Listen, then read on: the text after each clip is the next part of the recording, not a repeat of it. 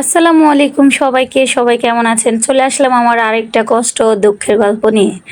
আসলে এটা গল্প না, এটা তো আমার বাস্তব কাহিনী, দেখতেই পাচ্ছেন। ভাবছিলাম যে শেয়ার করব না, কিন্তু না করে পারলাম না।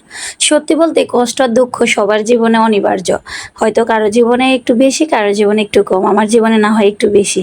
আর কষ্ট আর দুঃখটা এখন আমার কাছে খুব আপন মনে হয়। কারণ আমার জীবনে সবাই আমাকে ছেড়ে চলে গেলেও আমার কষ্ট আর দুঃখটা আমাকে কখনোই ছেড়ে যেতে চায় না। সেজন্য এখন ওটাকে আমি খুব আপনজন মনে করতেছি। আর আজ ২ দিন আমি চাউল নিয়ে যে কষ্ট করতেছি ভেবেছিলাম শেয়ার করব না। পরে আপনার ভাইয়া বলতেছে, "এত কষ্ট করতেছো, ভিডিওটা একটু শেয়ার করবা না?" সেজন্যই শেয়ার করা। এখানে চাউল আছে প্রায় ৫০ থেকে ৬০ কেজি। যাই হোক, এগুলা চিকন বাসমতি চাউল তো, যার কারণে বৃষ্টিতে একবারই অবস্থা খারাপ হয়ে গেছে। আমি কখনো চিন্তাও করতে পারি নাই যে আমি চাউলগুলাকে এভাবে জর্জরা করতে পারবো। আসলে সবগুলাকে এখনো করতে পারি নাই। কিছু, কিছু করে যেগুলা পোলোর মধ্যে দিচ্ছি ওগুলো একটু পানি টেনে গেলে বিছানার চাদরের উপর উঠাই দিচ্ছি। আবার ওগুলা যখন একটু জর্জরা হয়ে যায় ওগুলাকে আবার একটু ডামে ঢুকাইতেছি, আবার ভিজাগুলাকে দিতেছি। বিশ্বাস করবেন না, আজ ২-৪ দিন আমি অনেক কষ্ট করতেছি এই চাউলগুলা নিয়ে। জানি না আমার ভিডিওটা তেমন অভিজ্ঞ কেউ দেখবেন কিনা। যদি কোনো অভিজ্ঞ কেউ জানেন যে এই ধরনের চাউলগুলাকে কিভাবে সংরক্ষণ করলে ভালো থাকবে, কিভাবে ঢামে রাখলে ভালো থাকবে, অবশ্যই আমাকে একটু জানাবেন। কারণ চাউল তো আর আপনার ১-২ কেজি না যে হয়তো ১-২ দিন কিংবা ১ সপ্তাহ পরে শেষ হয়ে যাবে। সেজন্য আমাকে একটু প্লিজ কমেন্ট করে জানাতে পারেন। আর এই চাউলগুলো একটু মোটামুটি জর্জরও হয়েছে, যার কারণে আমি ডালার মধ্যে তুলে নিচ্ছি। আবার এখানে দেখা গেছে বস্তার মধ্যে যেগুলো আছে ওগুলো ঢেলে দিব।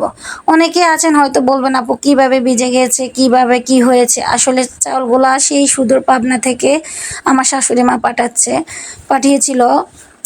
আপনার ভাইয়ার কিছু দোষ আছে। দোষটা হচ্ছে কি, আপনার ভাইয়া যখন গাড়ি থেকে নামায় তখন যদি একটু সেফটিতে নামাইতো তাহলে মনে হয় এই কাজটা হয় না। আপনার ভাইয়া গাড়ি থেকে নামাইছে এই সময় বৃষ্টিটাও চলে আসছে, যার কারণে সবগুলো চাউল ভিজে একাকার হয়ে গেছে। আমি ক্লান্ত হয়ে গেছি, বিশ্বাস করেন।